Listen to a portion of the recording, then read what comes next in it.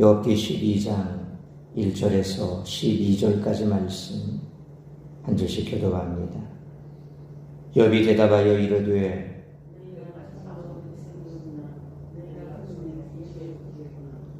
나도 너희같이 생각이 있어 너희만 못하지 아니하니 그 같은 일을 누가 알지 못하겠느냐.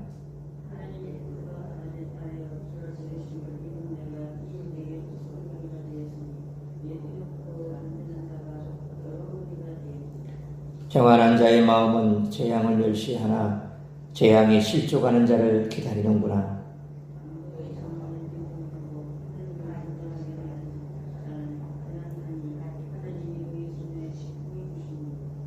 이제 모든 짐승에게 물어보라. 그것들이 내게 가르치리라. 공중의 새에게 물어보라. 그것들이 또한 내게 말하리라.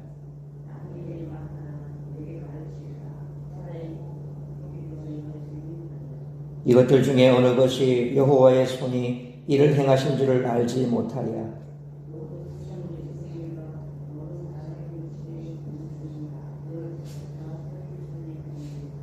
입이 음식의 맛을 구별함같이 귀가 말을 분간하지 아니하느냐. 늙은 자에게는 지혜가 있고 장수하는 자에게는 명철이 있느니라. 아멘. 욥이 세 번째 주자였던 소발의 비난과 조롱 그리고 충고에 대답합니다. 오늘 본문은 욥과 친구들의 첫 번째 논쟁의 마지막 부분인 12장부터 14장까지의 서론 역할을 합니다. 여기에서 욥은 바로 직전에 이야기한 소발만을 상대로 대답하고 있는 것이 아니라 친구들 전체를 향해 변론하고 있는 것입니다. 욥의 친구들은 욥의 주장을 무시했을 뿐 아니라 그것을 어리석은 죄인의 자기 변명으로 치부했습니다. 이에 격분한 욥은 친구들을 향해 그들만 지혜로운 자들인 양 행세하고 있으며 그들이 죽으면 지혜도 죽겠다라고 비꼬입니다. 욥도 친구들처럼 배울 만큼 배웠고 세상 돌아가는 일에 대해서도 충분한 경험과 지식이 있으며 공동체에서도 존경받던 인물입니다. 그렇기 때문에 최소한 친구들만큼의 지혜와 지식은 있다는 것입니다. 사실 친구들의 주장은 욥에게 특별한 지혜가 아닙니다. 조금만 배웠다면 알 수 있는 평범한 지식일 뿐입니다. 그런데 그들은 마치 어떤 특별한 지혜가 있는 것처럼 주장했던 것입니다. 지혜뿐만 아니라 경험에서도 욥은 부족하지 않았습니다. 이것은 1, 2장에서 하나님도 인정하신 사실입니다. 지금은 고난으로 인해 이웃들에게 웃음거리가 된 처지이기는 하지만 한때는 기도하면 하나님께 응답받는 경건한 자였습니다. 고난을 당하기 전에는 욥도 친구들처럼 행위화복의 원리를 신봉했을 것입니다. 그러나 억울하게 고난당하는 상황에 놓여보니 그 신념에 대해 달리 생각하는 것입니다. 하지만 욥의 친구들은 여전히 고난을 당하는 것은 전적으로 죄 때문이라고 확신했습니다. 욥은 이 생각에 동의하지 않습니다. 결과만을 가지고 원인이나 과정을 평가할 수 없습니다. 현재 고난 중에 있다고 해서 그 사람이 반드시 죄인이라는 주장을 받아들일 수 없다는 것입니다. 하나님은 때로 악인들에게도 복을 주시고 평안을 주시기 때문입니다. 친구들은 짐승이나 새, 땅과 바다의 고기도 하나님이 악인들을 벌하시고 의인에게 복을 주시는 분임을 알고 있다라고 주장합니다. 사실 7절부터 12절까지 내용을 우리가 자세히 보면 욥이 한 말인지 아니면 욥의 친구들이 했던 얘기에 대해서 욥이 자신의 입으로 그렇게 얘기하는 것인지 사실 이것을 밝히는 것이 그리 쉽지는 않습니다. 그러나 전체적인 그 내용의 분위기를 보면 7절부터 12절까지는 욥이 한 말이 아니라 욥의 친구들이 한 말을 욥이 자기 입으로 지금 다시금 그것을 얘기하는 것으로 그렇게 볼 수 있다는 것입니다. 그러니까 그 친구들은 짐승이나 새, 땅과 바다의 고기도 하나님이 악인을 벌하시고 의인에게 복 주시는 분임을 알고 있다. 소위 행위화복이라고 하는 이 원리로 세상이 돌아가고 있음을 짐승들조차도 알고 있다라고 친구들의 주장을 얘기하는 겁니다. 입이 음식을 구별하고 귀가 말을 구분하는 것처럼 자명한 것이다 라고 욥의 친구들의 말을 욥이 지금 되뇌이고 있는 겁니다. 이것이 긴 인생을 살면서 깨달은 노인들의 지혜이기에 욥은 귀 기울여 들어야 한다라는 주장이었죠. 사실 욥기를 읽는 사람은 새 친구의 말이 뭐가 잘못된 것인가요? 라는 질문을 참 많이 합니다. 사실 우리가 읽어보면 부분적으로 읽으면 그것은 옳은 말만 하는 것 같죠. 욥의 친구들의 말 엘리바스나 혹은 빌닷이나 소발의 말은 다 일반적인 논리에서 보면 맞는 말 같습니다. 그리고 또 신앙인의 입장에서 봐서도 하나님은 그렇게 하시는 분이지 라고 수긍할 수가 있습니다. 그러나 그 말이 현실을 잘 반영하고 있는가를 생각해 보면 지혜를 갖기가 얼마나 어려운지를 느낄 수가 있습니다. 사실상 하나님께서 그렇게 하시는 분이다, 하나님은 그런 분이다 라고 얘기하는데 계속해서 제가 말씀드립니다만 이 세 친구들이 전제로 깔고 있는 게 뭡니까? 욥, 네가 죄를 지은 것은 분명해. 왜냐하면 결과를 보니까 이런 결과가 나왔잖아. 이렇게 되는 거거든요. 그러니까 욥의 입장에서 보면 답답하기 그지없는 겁니다. 근데 실상 성경을 보더라도 욥의 친구들의 말이 정말 그렇게 진리인가? 라고 하면 우리는 물음표를 던질 수밖에 없습니다. 의인으로서 고난받는 사람이 어디 한둘입니까? 예수님조차도 산상수훈에서 의를 위하여 핍박을 받는 자는 복이 있다라고 말씀하셨거든요. 소위 말하면 애매하게 고난을 받을 수 있고 복음 때문에 고난받는 자도 있고 얼마든지 그런 사람들이 현실 세계에 널려 있다는 겁니다. 과연 그러면 친구들이 말한 것처럼 결과를 가지고 그들이 고난을 받고 고통받는 것은 죄 때문이라고 연결 지어버리면 그게 맞는 말인가? 라고 우리가 다시 물을 수밖에 없다는 겁니다. 그래서 그런 측면에서 봤을 때 욥에 대해서 하는 친구들의 얘기는 일반적인 논리로서는 맞을지 모르지만 그게 절대 진리는 될 수 없다. 그래서 욥기를 읽을 때 이런 친구들이 지금 주장하는 것이 과연 그 밑에 뭐가 있고 그래서 그것을 우리가 어떻게 받아들여야 되는가 하는 부분에 대해서 많은 생각을 던지고 있다는 겁니다. 따라서 오늘 본문의 말씀을 통해서 우리들이 깨달아야 할 것은 첫째로 1절로 3절 말씀처럼 교만한 언어는 맞는 말이라고 해도 어리석음을 드러낼 뿐이라는 것입니다. 욥은 이제 세 친구들의 말들을 한꺼번에 비난하고 있습니다. 사실 그들의 말은 특별할 것 없는 일반론이었으며 의인이 재앙을 당할 수 있다는 사실을 인정하지 않았다는 것입니다. 그들은 2절로 3절 말씀처럼 사람이 다 가지고 있는 진보한 지식을 마치 특별한 지혜인 양 말했던 것이죠. 이는 세 친구들이 지금까지 한 말들에 대한 종합평가라고 할 수 있습니다. 근데 우리가 지금까지 읽어본 내용을 되새겨보면 세 친구들의 말은 당연한 것처럼 여겨지고 적어도 터무니없는 얘기라는 느낌이 들지는 않았습니다. 그러나 사람들이 대부분 알고 있는 교훈을 마치 욥을 위한 특별한 가르침인 양 강조했던 세 친구들의 태도는 교만이라고 평가할 수밖에 없다는 것입니다. 일반적으로는 맞는 말입니다. 그러나 그 일반적인 말이 진리는 될 수 없다는 것입니다. 일반화시킨 것을 절대화시켜버리면 결국 그것은 교만이라는 거죠. 자, 일반적으로 봐서 이렇게 되는데 너도 거기에 다 포함돼. 포함 안 되는 사람은 없어. 예외가 없어. 라고 얘기를 해버린다면 결국 그것을 절대화시키는 것입니다. 일반적인 것은 절대적인 것이 될 수 없습니다. 절대적인 것은 하나님의 말씀뿐입니다. 결국 하나님의 말씀인 성경을 보면 모든 일반인들이 그런 결론을 다 성경에 있는 모든 인물들에게 다 적용시켜도 되느냐? 그건 아니라는 거죠. 그래서 그런 태도로는 고통당하는 자에게 아무런 도움이 되지 않고 오히려 그를 더 낙담시킬 뿐이라는 것입니다. 그러므로 교만한 언어는 아무리 맞는 말이라도 어리석음을 드러낼 뿐임을 항상 기억하고 말을 하기 전 기도하고 생각하며 신중할 수 있는 우리 모두가 되시기를 축원합니다. 두 번째로 4절로 6절 말씀처럼 만사가 하나님의 주권 아래 있다는 것입니다. 새 친구들의 말에 대해 일갈한 후에 욥은 자기가 당한 일에 근거해서 인간이 맞닥뜨리는 현실을 단식하고 있습니다.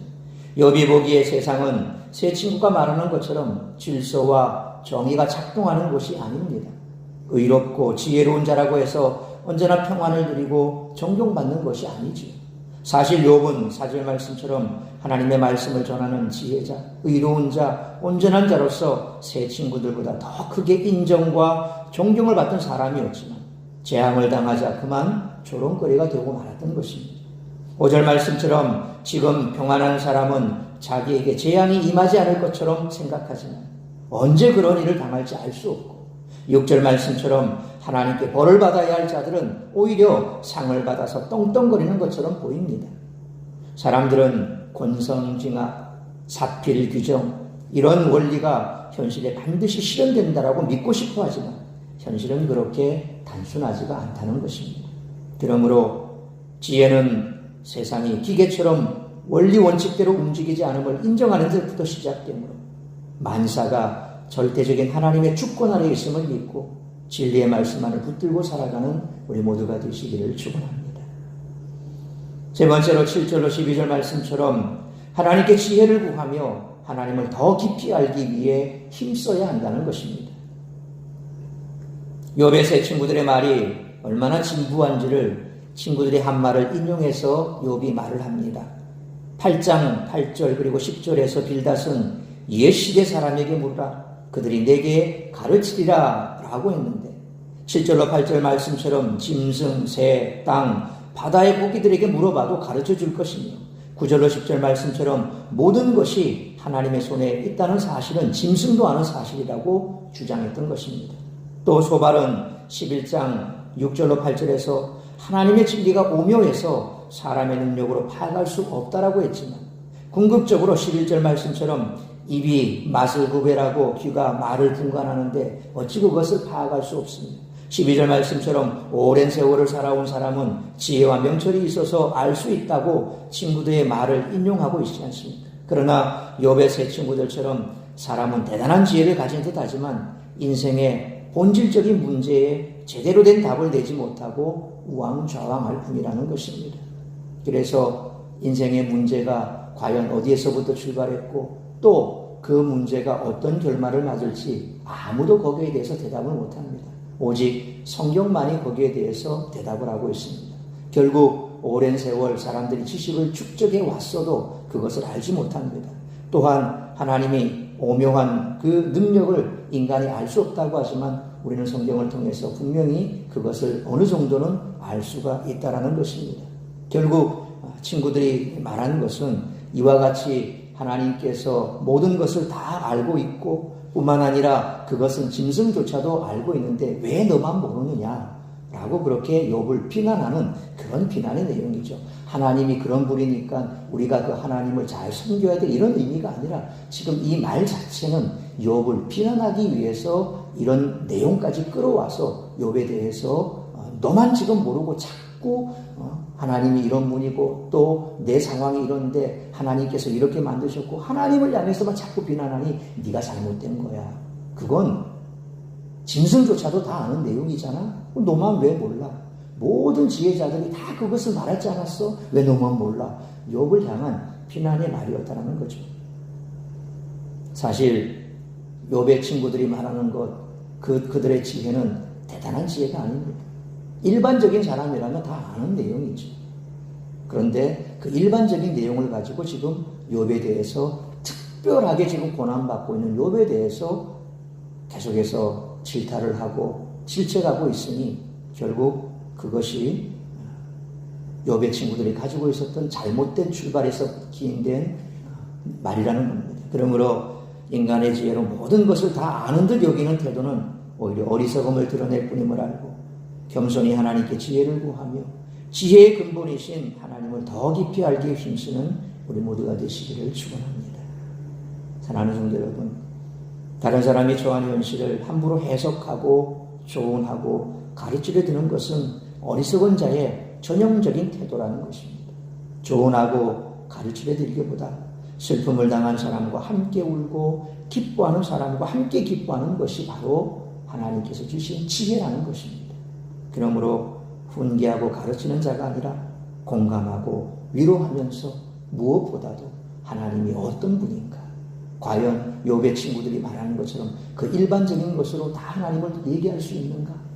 뿐만 아니라 우리가 살아가는 세상은 그런 일반적인 논리로 정말 그렇게 빈틈없이 돌아가고 있는가? 의인과 악인이 섞여 살고 있는 이 세상이 과연 그와 같은 논리로 잘 돌아가고 있는가 생각해 봤을 때 그렇지 않은 부분이 얼마든지 있다는 사실을 알고 힘들고 어려움에 처해 있는 자들, 그들에게 있어 우리가 가지고 있는 이런 일반적인 그 지혜를 가지고 조언하고 또 그들에게 충고하기 이전에 공감하고 위로할 수 있는, 그래서 더 하나님을 깊이 알기 위해 우리 자신의 부족함을 알고 기도하고 말씀 가운데 깨어있을 수 있는 우리 모두가 되시기를 주님의 이름으로 축원합니다. 기도하겠습니다. 거룩하신 아버지 하나님, 은혜와 사랑을 감사합니다. 추석 연휴를 이제 잘 마치고 또 이 아침 주님 앞에 말씀으로 예배로 시작하게 하시니 감사합니다. 오늘 우리에게 주신 말씀 우리가 가슴에 새기며 세상이 어떻게 돌아가고 있는지, 또 우리가 그런 세상 속에서 어떤 마음으로 살아가고 있는지, 욥의 친구들처럼 그런 일반적인 논리로 세상을 평가하고 있지는 않은지, 힘들고 어려움에 처해 있는 자들을 바라보고 있지는 않은지 다시 한번 우리 자신을 돌아볼 수 있기를 원합니다. 그리하므로 힘들고 어려운 자, 고통에 있는 자들, 그런 자들을 단순하게 그런 일반적인 지식, 그것으로 평가하고 또 힘들게 하며 또 그에게 충고했던 새 친구들과 같은 어리석음을 범하지 않게 하시고, 하나님께서는 항상 아픈 자들과 함께 아파하시고 우는 자들과 함께 울며 기뻐하는 자들과 함께 기뻐하는 하나님이신 줄 우리가 믿고, 세상 가운데서 어려움 당하는 자들 진정 그들에게 위로자가 되고 또 그들과 함께 공감하며 아파할 수 있는 우리 모두가 되게 하여 주옵소서. 항상 겸손하게 하시고 말을 하기 전 늘 기도하고 또 하나님께서 어떻게 우리에게 말씀하시는지 더 귀를 기울여 세상 가운데서 온전한 그리스도인으로 살아갈 수 있는, 또한 우리도 세상 가운데서 고난을 당하고 어려움을 당할 때 많은 사람들로부터 이처럼 비난을 받을 수밖에 없는 그런 속에 살아가기에 하나님의 위로를 받은 자로 세상 가운데 진정한 위로를 할 수 있는 그런 삶을 살아갈 수 있도록 붙들어 주옵소서. 오늘도 아버지 하나님, 우리가 주님께서 주신 이 말씀 붙들고 세상 가운데서 온전한 그러한 모습으로 살기를 간절히 소망하오니 이 아침 우리에게 성령으로 충만케 하여 주옵시고 말씀을 늘 상고하고 말씀 속에서 하나님의 뜻을 발견하고 그 뜻대로 하나님의 뜻을 이루어가는 그런 복된 한 날의 삶이 될 수 있기를 간절히 빌고 소망합니다. 특별히 아버지 하나님, 또 멀리 줄타 있는 우리 최순남 집사님과 또 육신의 질병으로 고통받는 많은 성도들 하나님께서 위로하시고 치유하시고 회복시켜 주시고, 저들이 세상의 위로가 아니라 십자가 안에서 위로를 받고 말씀 안에서 소망을 가지고 더 주님 가까이 나아가는 그런 삶을 살아갈 수 있도록 축복하여 주시옵소서. 이 모든 말씀 우리 주 예수 그리스도의 이름으로 기도하옵나이다.